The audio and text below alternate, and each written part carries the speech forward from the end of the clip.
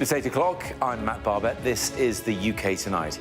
Coming up, a new era in global trade. That's the verdict of Sir Keir Starmer as the UK reveals how it could respond to Donald Trump's tariffs. The government's published a huge list of American goods, 417 pages long, that could be subject to retaliatory measures. Meanwhile, British businesses are warning they may need help to deal with the impact of Trump's tariffs, but they're urging the government not to strike back. Coming up, I'll be talking to the boss of Scottish salmon, the UK's biggest food export. A quarter of it already goes to America. Also tonight, Prince Harry welcomes an investigation into the charity that he founded. The Duke left Centre Barley last week, calling the situation heartbreaking. Now the Charity Commission is looking into concerns that have been raised. Plus, more April wildfires, this time on the south coast. I'll be speaking to the Dorset Wildlife Trust about the threats to some of the UK's rarest creatures. And some good news for villagers living under siege in Hertfordshire. The hawk that's terrorised them for weeks has finally been captured. All that to come and much more here on the UK Tonight.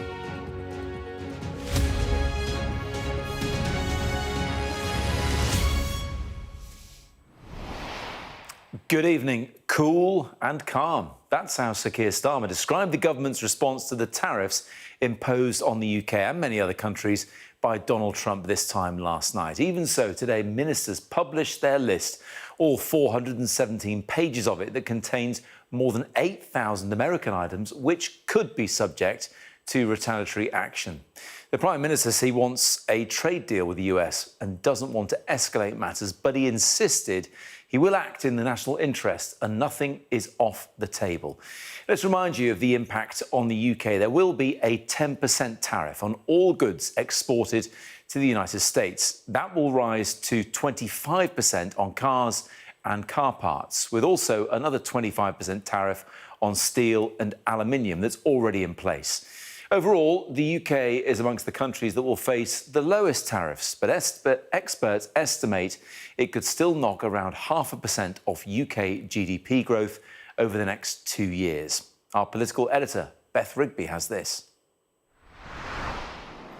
This not just a new dawn, Britain today waking up to a new economic era of global tariffs and looming trade wars that could further flatten an already fragile economy. The PM in Downing Street convening business leaders to discuss with them what he can control the UK's emergency response. Last night, the President of the United States acted for his country, and that is his mandate.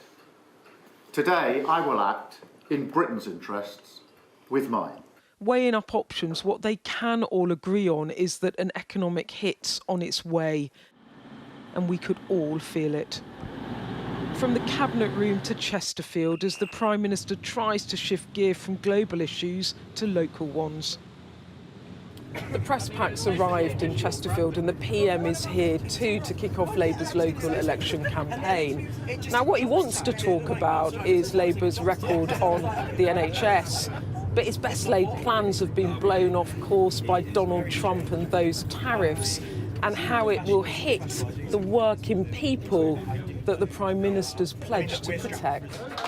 Labour activists in the East Midlands cheering the PM and his change message on. But the changes happening now only serve to hurt Labour and the people the Prime Minister says he wants to help. Vote for change in your neighbourhood. Vote for change in your high street. Vote for a Labour council that will work hand in hand with a Labour government on our plan for change. Can you please explain in concrete terms for working people looking at all of this overnight, what does it mean for them? A trade war is bad for working people. I think it is better if we're able to negotiate a better outcome, and that's what we are attempting to do. There's a really important moment here that we need to understand, because over the last few months we've been talking about a new era when it comes to defence and security, and recognising that we are in a changing world going into a new era, and therefore we have to act and lead differently. We're at a similar point for trade and the economy. This is not just a short-term tactical exercise. It is the beginning of a new era. Back in Westminster, the opposition supporting Starmer's decision not to retaliate, but still taking a dig over the lack of a trade deal. I think this is where the government has been flat-footed. They've been far too slow in acting. If they'd moved more quickly, I think we could be in a much better place than we are at the moment. Communities up and down the country are going to feel the effects of Trump's tariffs. This Prime Minister already on a war footing when it comes to Ukraine, and now Trump's opened up a new economic front that will shape the course of not just his premiership, but the country too. Beth Rigby, Sky News, Chesterfield. British businesses are warning that they might need some short-term support to weather the impact of Donald Trump's tariffs. But as our business correspondent Paul Kelso explains, they're also welcoming the government's calm and measured response. Cheddar cheese, a British staple that has secured this family-run business a slice of the US export market for decades. But that trade faces being squeezed by 10% tariffs slapped on the UK with relish by Donald Trump. When you're dealing with sudden changes in America and the irrational laws and things that have been imposed over the last since January, since the new president came in, I think the government is taking the right approach. It's just unfortunate this has come. 10% may be the most lenient blanket tariff imposed by the White House, but the car industry is facing 25% tariffs and deep uncertainty. And the combination could be devastating to the UK's £60 billion export market with the US. The whole of British manufacturing is braced. We've been crying out for stability. We've had a period of political instability, and having a new government gives us that opportunity for stability again. And all of a sudden, we've now got this tariff regime, and bearing in mind the track record of President Trump, we don't know if that's going to be in place for a week, a month, a year. Is it going to change? Is it going to grow? Is it not going to grow? What's the EU going to do? So if you think about investing in the manufacturing sector, that makes that really uncertain. As well as the impact on direct trade, UK companies face disruption to supply chains with EU customers now facing 20% tariffs. And the steel industry worries that without retaliation, the UK will become a dumping ground for cheap goods. The government has asked business what response it would like to see to Donald Trump, including drawing up a list of potential retaliatory tariffs. But as a small nation now outside the European Union, the UK simply doesn't have much leverage to fight a trade war with America. The health sector will take a hit too. Europlas make medical components and devices for clients who supply American healthcare giants. They think patients will suffer, along with the bottom line. A tariff like this is ultimately just going to be a cost at the moment. It's hard to react in the way that I think the US want us to react, or want them to react, which is to have a very quick change to a different supply solution. Ministers have given businesses a month to respond while they continue to negotiate, hoping the view from the White House matures. Paul Kelso, Sky News. We've heard a bit about how Trump's tariffs could impact the food industry here in the UK, but let's get some more reaction now from Tavish Scott, who's the Chief Executive of Salmon Scotland. And Tavish, that's the biggest food export the UK has, and a quarter of our salmon goes straight to the US, so it's going to impact you. Yes, inevitably tariffs will have some impact on us. It's difficult at this stage to know how much that impact will be. And also it's quite difficult to imagine that the tariff that was announced in the Rose Garden, 24 hours ago or so, will be the one that ultimately will come to bear on all of us who export to the United States. So I do welcome the UK government's involvement with a trade and economic arrangement, or whatever that might look like. I think trying to negotiate that through with the US is good for business, and it's something we desperately need. Why do you think it won't be the ultimate tariff? Are you more pessimistic? You think things will get worse? Could it be 25% on salmon like it is for cars and steel and aluminium? No, I don't think that'll happen. But I suppose in watching what tariff policy has been in Washington, D.C. Since January, I think it's fair to say it's been erratic. And one just needs to look at the Canadian example to see that. On seafood, for example, the Canadians were originally going to be targeted with 25% tariffs, and now it's 0%. So obviously it can change, and that's, in that sense, a good thing. But what we all need, of course, is some stability and some certainty. And I grant you that's not what we've got at the moment. Worst case scenario is they get worse. Your businesses have to sell salmon elsewhere, maybe sell more in the UK, maybe discount it in the UK. What are the options at play here? Well, I believe that America will continue to be a really important market for us because the Scottish brand, the Scottish salmon brand, is a premium brand in that American marketplace. And the feedback we've already had back from our customers, from the importers across the Atlantic, is positive. It's very much about keeping the £225 million of business going, and we want to do that. So I've no doubt about the demand in the United States for salmon from Scotland, but you make a fair point. If there is disruption to that, if there's displacement to that, yes, of course, as business does, we'll have to look to the other 50 different markets that we fulfill around the globe, and Europe is certainly very central to that. I mean, do you think your industry, like others, might look to those other markets and cut better deals to offset the hit from US tariffs? It's a great question, but I think it's just simply too early to answer that. Because we don't know yet what tariffs will ultimately be, we don't yet know where the UK's government's negotiations are with the US. I think it's too early to judge what and where we'll end up on that one. I mean, I really do hope that we have that UK government, US government agreed position in the coming weeks and months. I think that'll give us the certainty we need as businesses to make judgments about what that marketplace is going to look like. Well, this show is called The UK Tonight, but let's be honest, when it comes to food and drink and tariffs, it's Scotland that is pretty hard hit, not only because of Scottish salmon, but also Scotch whisky, which has been, up to now, hugely popular in the US. Scotland itself is taking a real hit here. Well, that's the danger, but I think I'm a little bit more optimistic on the seafood side, on the salmon side, because the Americans don't have the same level of a domestic industry servicing their marketplace. Scotland does help with that, as do, in fairness, do other nations around the world, such as Norway, Chile and Canada. But what I do think is important here is that we can fulfill those needs of that American consumer, and that's probably more easy for us in the salmon sense than it might be in some of the other sectors that I very much care about as well. Yeah. Tavish, are you engaging with the government on this? I know you said you welcome their sort of calm, cool approach to this. They're not retaliating straight away, although there is that huge list of products that they might retaliate on, 8,000 products long. But you think they're playing this right for the time being?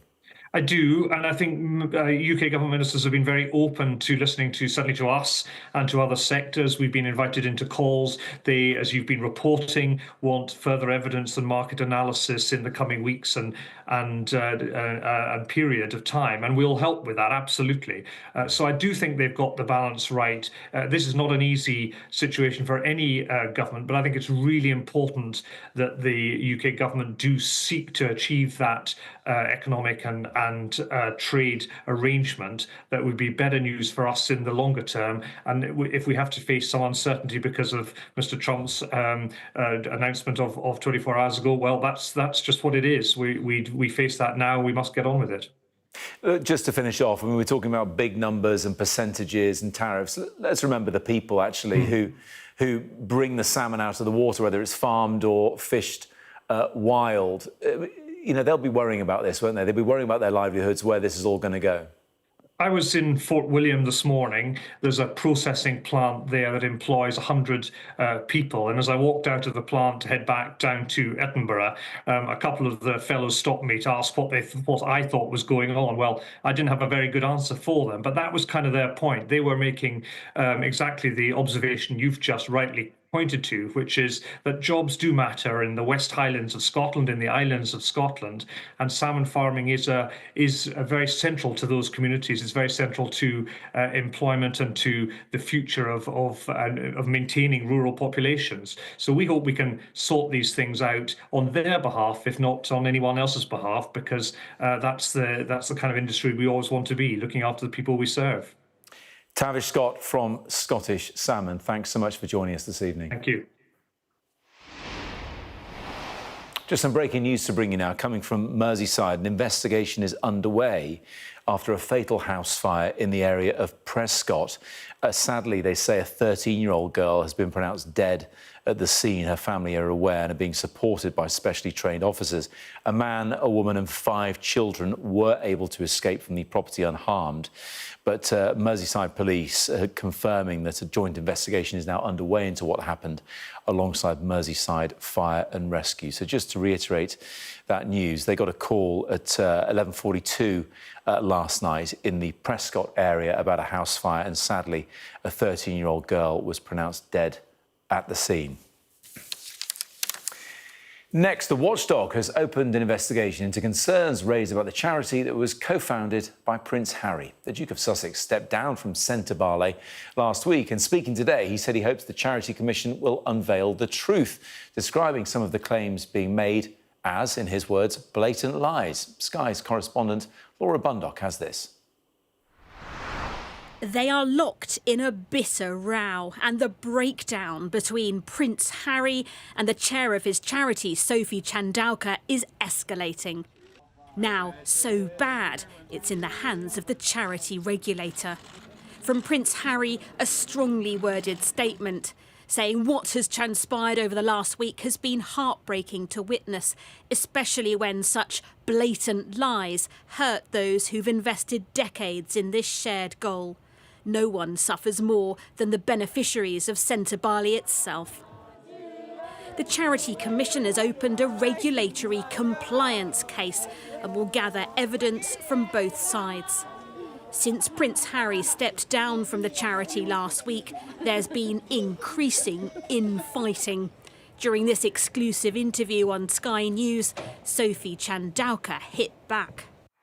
To be honest, it's a last resort.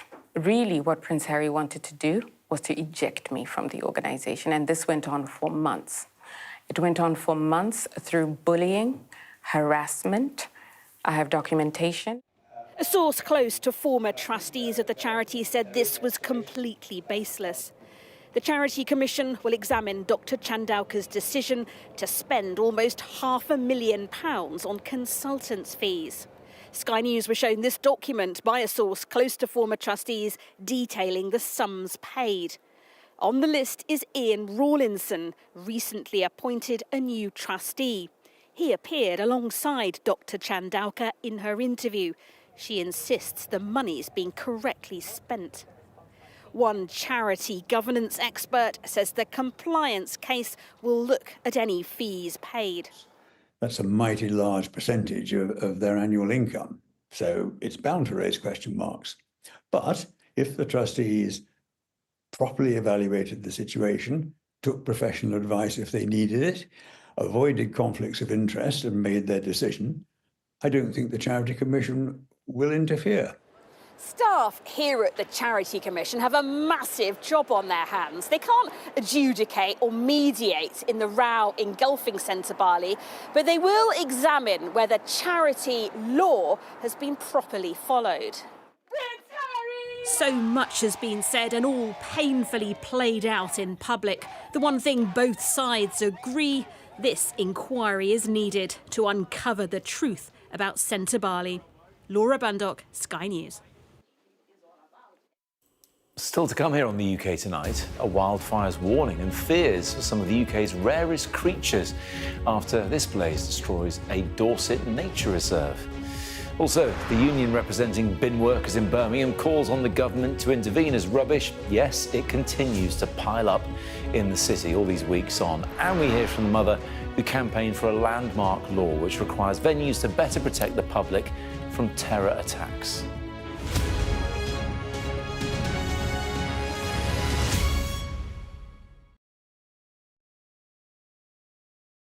I'm David Blevins, and I'm Sky's senior Ireland correspondent. It takes 60 minutes to cross the Irish Sea. It took the British monarchy a century. I've spent 30 years reporting the journey from conflict to peace.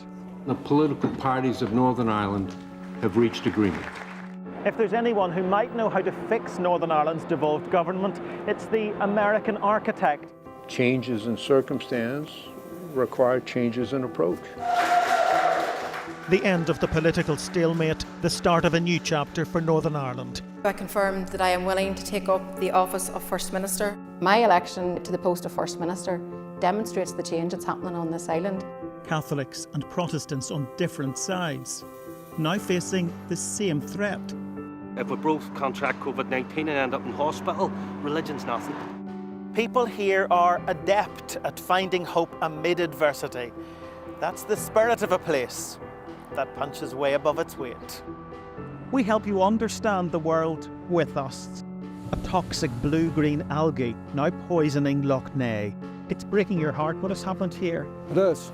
This is a vital resource, a national treasure, now fighting for its very life.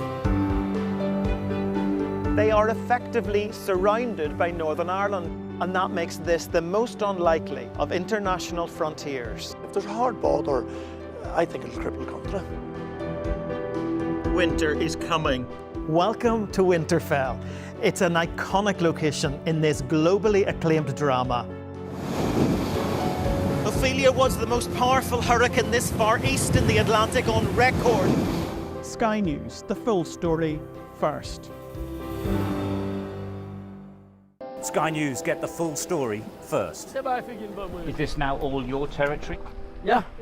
The battlefield is outside the barricades. We are in the middle of a forest, in a jungle really, and they're attempting to keep these men alive. I'm Stuart Ramsey, and I'm Sky's chief correspondent. It's really dangerous. Many people have died riding it.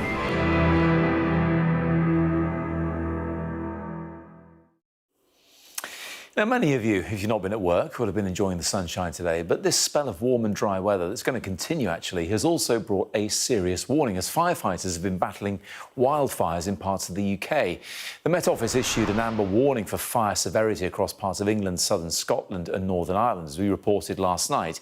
But this footage shows Poole in Dorset, where wildfires have been burning since Monday. Several hectares of woodland have been destroyed, threatening some really rare wildlife. Let's speak to Brian Blease, who's the Chief Executive of Dorset Wildlife Trust. Good to see you, Brian, but not under these circumstances, because I bet you're quite worried about some of these rare species. It is. It's a devastating blow at a time when the UK and the world is facing this huge ecological crisis. And Dorset Wildlife Trust and other conservation organisations across the country working so hard to secure nature locally. This is a real devastating blow to so many people. Yeah, tell us about those creatures that are particular to that area. Indeed. Well, heathlands are hugely valuable for a whole range of species, particularly some of our rarest reptiles, sand lizards and smooth snakes. They're home to all of the 6 British reptiles, in fact. And today I've been out there with groups of volunteers inspecting the site and very sadly collecting lots and lots of dead reptiles, slow worms, grass snakes, smooth snakes. Absolutely devastating and so sad to see. Yeah, it's really terrible. We're seeing some shots now. You get a real idea of the scale there. It's not good at all. Any sense of how this all started? Well, these things don't spontaneously combust. You know, generally it's either neglect, negligence, or deliberately started, and it's very sad to see that. And this particular fire has probably devastated about a third of a very important nature reserve. One of the big issues is that our heathlands are so fragmented now that fires like this destroy populations of species, and there are very few routes to repopulating, so it can take many years to recover from something like this. Yeah, heathlands are not sort of young habitats, are they? Like you say, they develop over decades and even centuries. Indeed, our heathlands have developed over centuries, thousands of years, and there are so many creatures that have adapted to live on the heathlands. So it's as well as the reptiles, there was a whole range of birds, things like Dartford warblers, nightjars, stonechats, and we were very sadly today found quite a few nests in some of the burnt bushes and things there with eggs in that had been destroyed as well. So that was a particularly sad sight to see at the start of the bird nesting season. So a bad time to happen. So early in the season, a dry spell. And, you know, our call to everybody is super vigilant when you're on heathlands. No naked flames, no smoking. We've really got to nail this. And no barbecues, of course. They've started quite a number of heath fires in the past.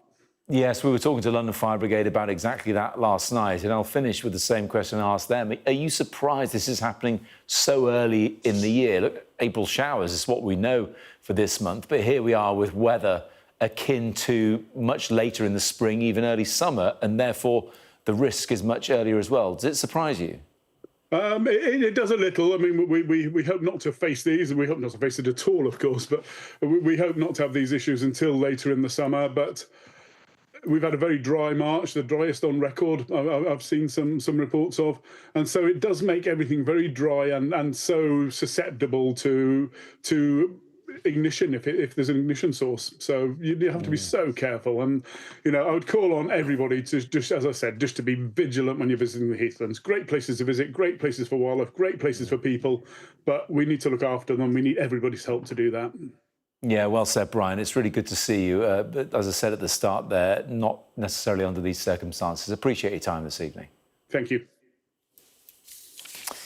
Now, the head of the Unite Union has written to the government saying it can no longer sit on its hands as rubbish continues to pile up on the streets of Birmingham. Bin workers there launched their strike last month in a dispute over pay. And today, the local government minister, Jim McMahon, met council chiefs in a bid to end the dispute and called for all parties to get round the table and do what's right for the residents of Birmingham. A man has admitted the manslaughter of a 7-year-old boy who was killed in a drugs lab explosion in Newcastle. Archie York was sleeping while 33-year-old Rhys Galbraith was using 100 gas canisters to make cannabis sweets in the flat below. It caused a huge explosion on the street in Benwell last October. Galbraith pleaded guilty to Archie's manslaughter and that of his friend, Jason Laws. New images have been released of the moment that 2 ships collided in the North Sea last month. And investigations found that visibility was patchy when the container ship So Long crashed into the oil tanker Stena Immaculate around 12 miles off the coast of East Yorkshire. One crew member is still missing and presumed to have died.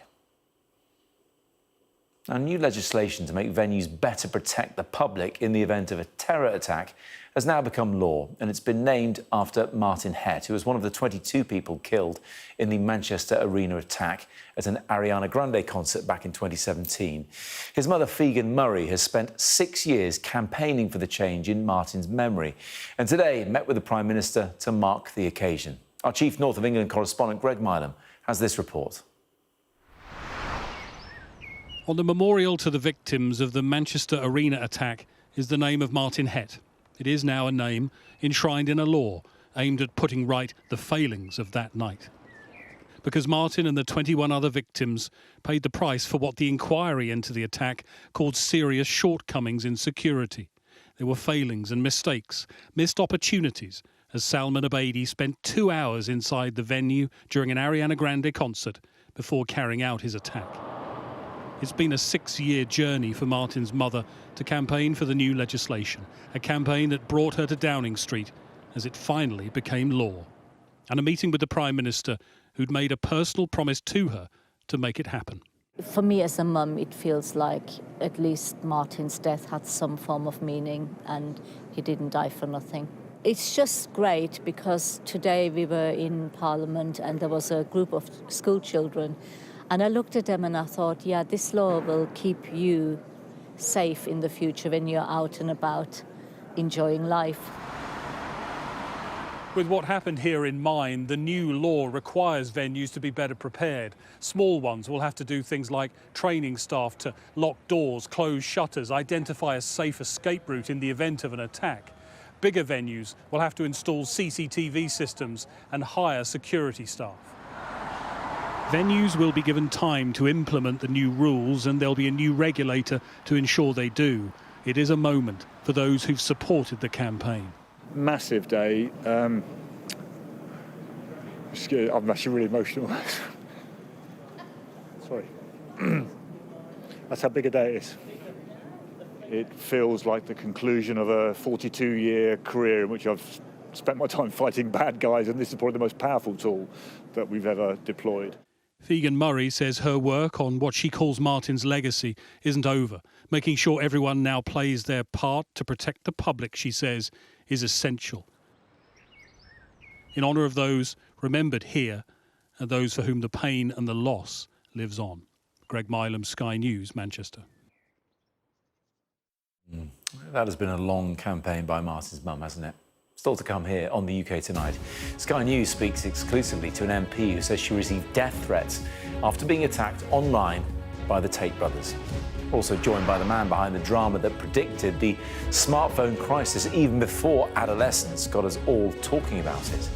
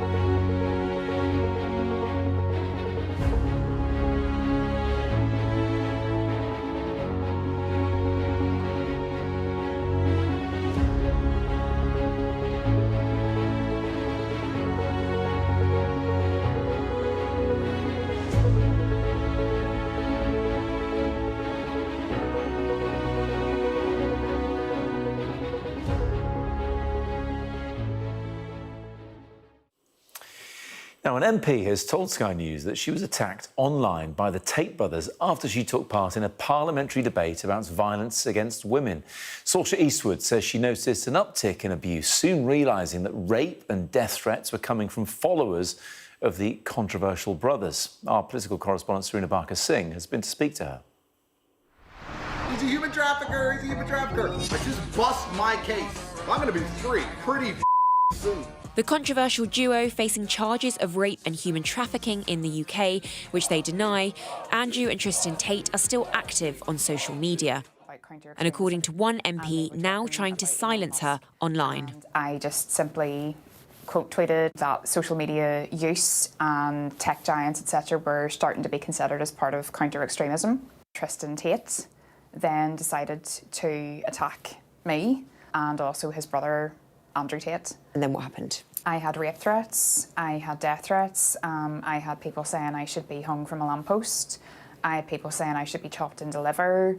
I also had people in who were like, well, waste 15 minutes raping Saoirse Eastwood. And when you said you feel silenced, What do you mean by that? Maybe he thinks he's engaging with an elected official. I couldn't believe that they had decided to pick this random Northern Irish MP. The fact that it wasn't even about them. This is something I didn't go looking for. From my perspective, it's a very, very sinister attempt to shut down important voices in public life, political discourse.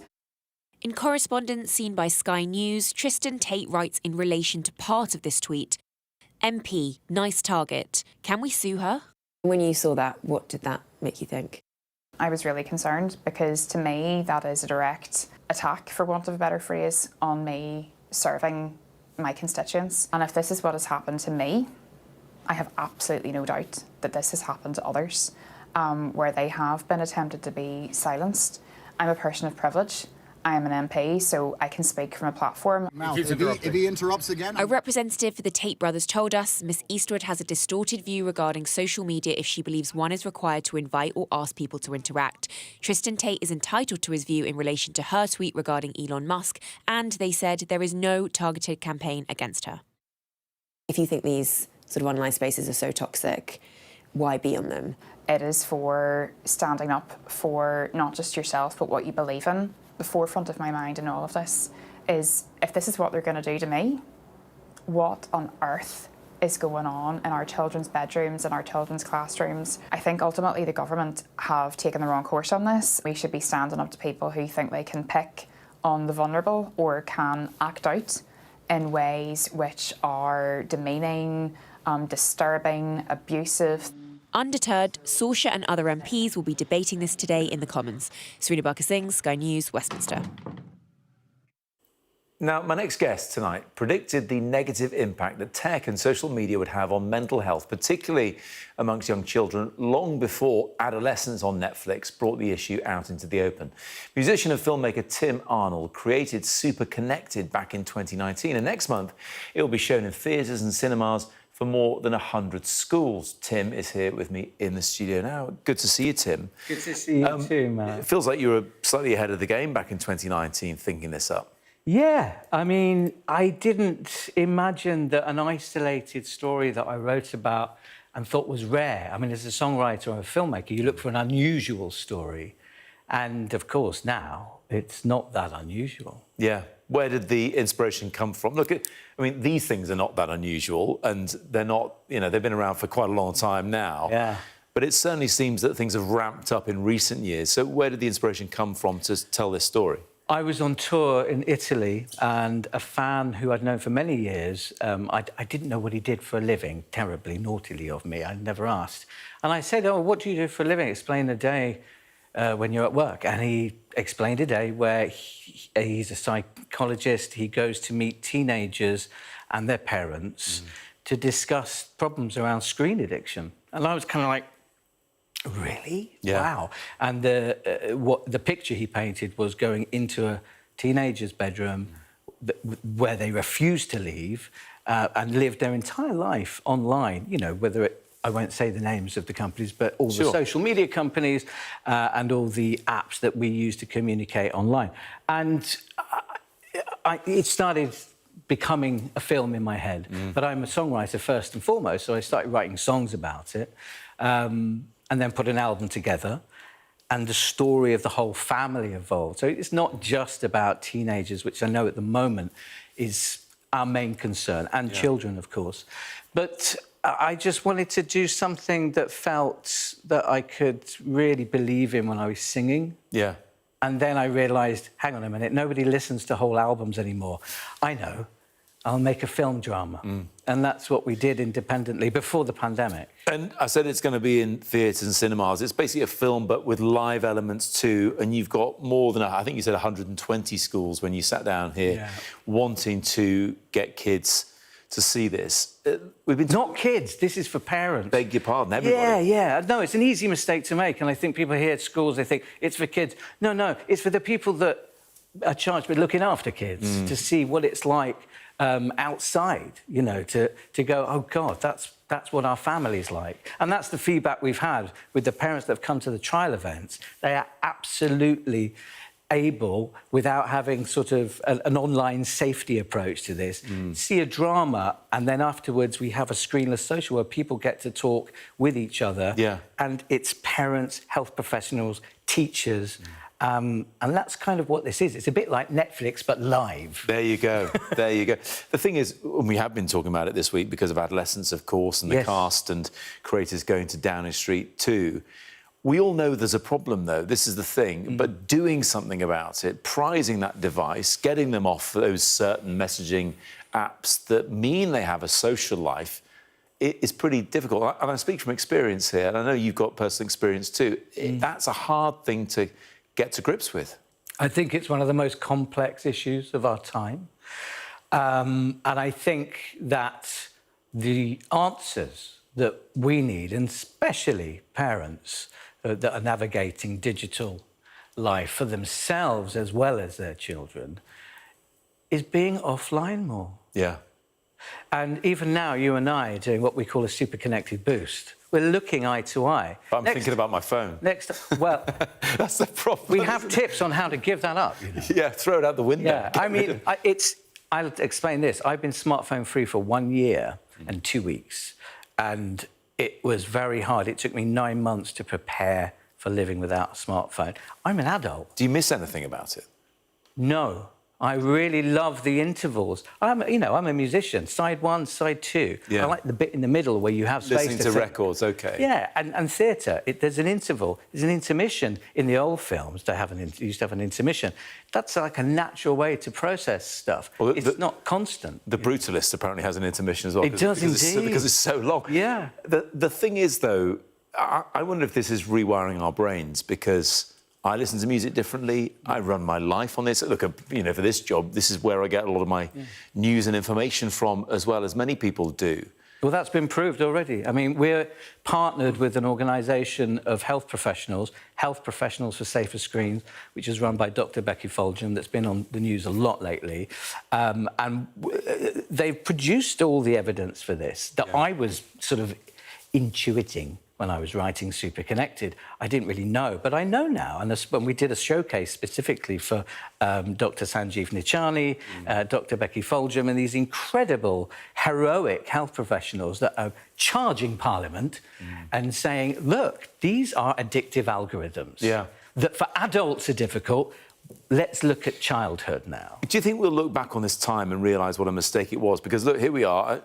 I'm probably similar-ish generation to you. My generation grew up drinking, grew up with smoking in pubs. Yeah. Kids now, they drink less. They never know smoky atmospheres. Do you see a lot of them actually willingly stepping away from apps and phones and wanting to put them down because they realise the damage they can do?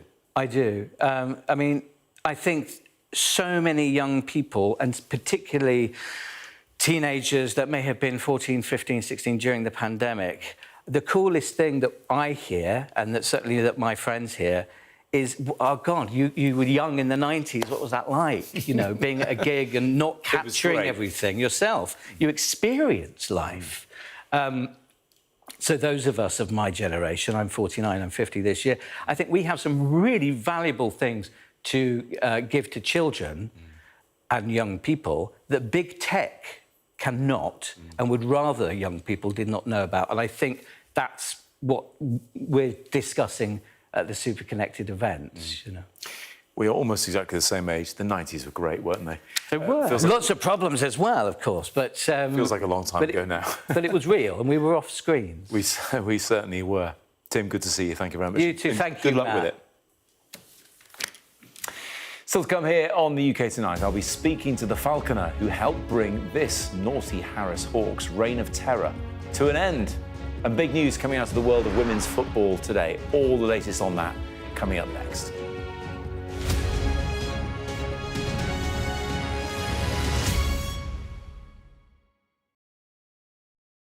First Minister, how are you? Good morning. Good morning. Nice to see you. How are you feeling?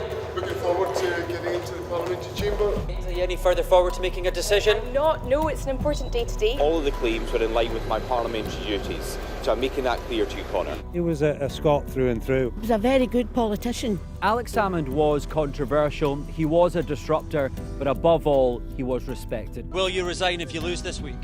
Again, I'm not planning to, of course, lose the vote of no confidence. I'm planning to win that vote of no confidence. His face said it all. My intention to stand down as party leader. This is now a storm with deadly consequences. How are they feeling? They're a bit scared at the minute. We've been told to evacuate. How are you feeling? Devastated. Hundreds of homes were wiped out by flooding. I'm Conor Gillis, Sky's Scotland correspondent. It was probably the darkest time in my life. Scott is 5 years sober after a cocaine addiction left him close to death. Scotland has a shameful record. Worse than England, the worst in Europe. Why not just say you've failed? Because then you might get more respect from families who've lost loved ones. This is where one of the UK's most prolific rapists thought he'd got away with murder. Sky News can reveal that former sex workers had told police he was sexually violent. My Emma. Free wherever you get your news. It's over, isn't it? The Americans say he is Rossi, a fraudster. This has been one of the most bizarre cases ever heard in a courtroom in this country. A dangerous murderer. Do you think you'll ever be able to forgive Andrew Ennis after this? She said she can forgive him, but as long as he's behind bars. By doing the right thing, it's destroyed your life. They terrorised me. They intimidated me. Sky News, the full story first. The Premier League run-in is live on NBC and Peacock as City Pride is on the line with a pair of iconic derbies. It doesn't get any better. Thursday, it's a London derby. Chelsea. Beautiful goal from City. Spurs. What a game! Then Sunday, brace yourself, Manchester, for the mother of all derbies. United. In the place! City. The Premier League run-in is live on NBC and streaming on Peacock. Coming up, some really welcome news for a Hertfordshire village that has been terrorised by a bird of prey. They've caught it. But first, Dave is here with the sport. And Dave, huge news coming out today for women's football and a certain massive event. Absolutely. Almost certain, the UK is almost certain now to be hosting the 2035 Women's World Cup. And I'll come on to why I'm saying almost certain in a moment. Now, FIFA wanted expressions of interest in hosting the tournament. The deadline for that was Monday, and today the FIFA president, Gianni Infantino, has said that the UK bid was the only valid option. There'd been talk around maybe Spain, Portugal and Morocco combining for a joint bid, but that has now obviously fallen away. And it leaves the UK as the only horse in the race, essentially. And to come back to what I was mentioning around it being almost certain, there still has to be a formal bid process. That's due to be concluded by the end of this year. And then FIFA still has to vote on who's going to host the tournament. That's due to happen in 2026. But with the UK the only one in the race, it looks like it's going to be held here, and it would be the first global senior football tournament to be held in England, matches in England as well, since the Men's World Cup in 1966. Yes. Look, what does it mean for growing the women's game in the UK? Because the WSL is already doing pretty well. It's growing and it's on TV and the rest of it. But what about the other home nations? Yeah, the WSL, no doubt about it, benefited from what happened to the Lionesses in 2022, winning the European Championship. Yeah. There were attendance records broken across that tournament. The finals played in front of 87,000 fans at Wembley. The players involved in that England squad, household names now, Chloe Kelly, Jill Scott, Leah Williamson, the captain, they've elevated themselves, but also elevated the game as a whole. And the FA put the numbers around 2.3 million more women and girls participating in football following that Lionesses' victory in the European Championships in 2022. And also we were talking about other nations as well. Attendances in the WSL and also in Wales following that Lionesses' victory were through the roof, breaking records. And they'll be hoping for a similar impact in 2035. So a really significant day. That's a little bit more down the line, but what about tonight? Yeah, 15 there years is away. Premier League action happening this evening. Staying connected is vital for business. Sky Business sponsors this report. Having Harper made football more enjoyable. You don't get stuck on a bad game or a bad training, you just get to go home and see a smiley little face. Football just became so much better for me, and getting to travel the world with her has just been the best thing in the world. Katrina, can you talk me through the day that you walked into that IVF clinic a few years ago? What was going on in your head? There wasn't much going on in my head. I tried to not really think about what was about to happen. My period's always spot on the day, and on that day that I walked in, I got my period, and I think it was about a week early. Literally, when I spoke to the doctor, he said, we can start today. I think which was probably meant to happen, because I wasn't able to really think about the process, what I needed to do, all the medication I needed to go on. To be honest, I hadn't researched it that much. I just went into the clinic to kind of get a bit more information and see if it was even possible. Did you feel quite fearless, do you think, in that moment? Yeah, for sure. I mean, it's something that I thought about so often. I knew in that moment it was where I was meant to be. Obviously, being a single mum at the time, I think a lot of people would have had thoughts about it and shared those with me, and I didn't want them to change. Sky Business sponsors this report. Dave, thanks very much indeed. Now, last month we took you to the village of Flamstead in Hertfordshire, where people were being terrorised by a bird of prey. The Harris hawk is native to South America, and no one knew where this particular bird had come from. It spent weeks swooping down and attacking villagers, men in particular, who'd taken to wearing bike helmets while out and about. Look at this. It's pretty painful when it actually comes into land. Ouch. But tonight, some welcome news. The bird has finally been captured. Getting off of you on Facebook. Yeah, I've been here trying to get him. I've got him back. He's safe. Not been shot. Now we've just got to find the owner or give him to someone that's going to give him a good home. Well, that was Alan Greenhouse, the falconer involved in the hawk capture. And I'm really pleased to say that Alan joins us now. Alan, bravo. How did it happen? How did you finally capture this naughty bird? Yeah, well, I've been following it on Facebook for the last 3 or 4 weeks. There's a company called the IBR, Independent Bird Register. They contact all the falconers and say that a bird's been lost or missing. And I've been watching it, and there's been a guy called Wayne. He's been there for the last about 4 or 5 weeks trying to catch it. Bless him. He's done a fantastic job.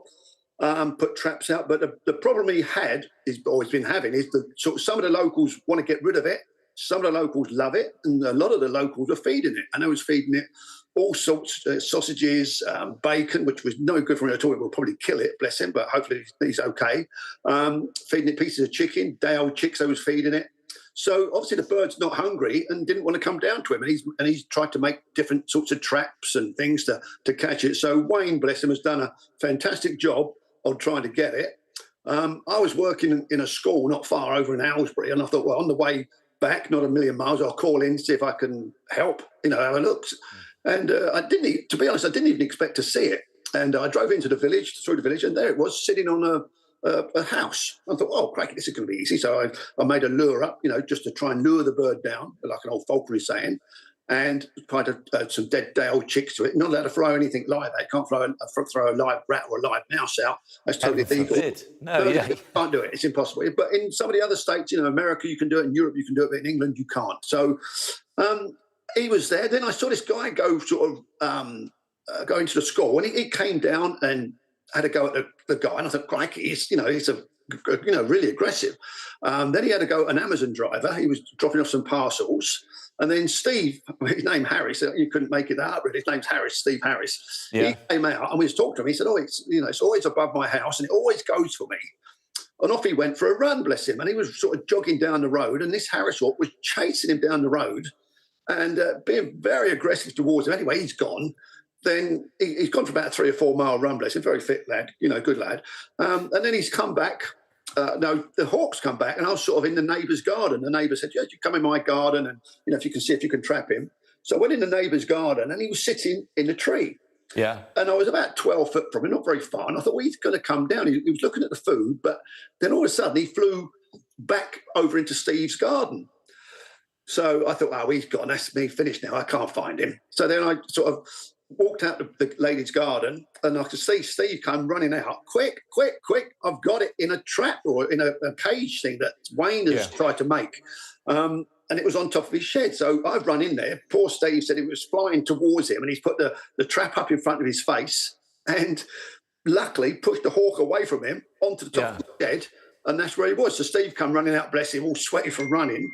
And I ran in there, and as I was getting him out, just to get him out of the trap, he was almost out the trap.